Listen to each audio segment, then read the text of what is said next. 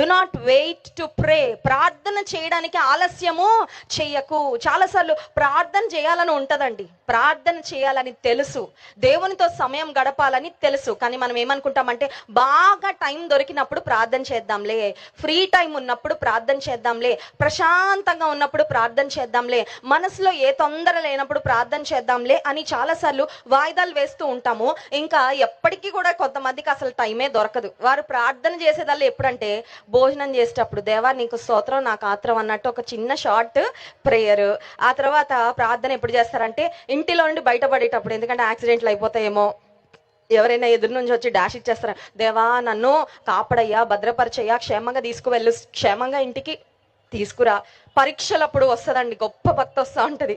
మా చర్చ్లో కూడా రాజమండ్రిలో క్రైస్ట్ వర్షిప్ సెంటర్లో ఒక 10,000 మందికి పైగా ప్రతి ఆదివారం దేవుని ఆరాధిస్తూ ఉంటారు.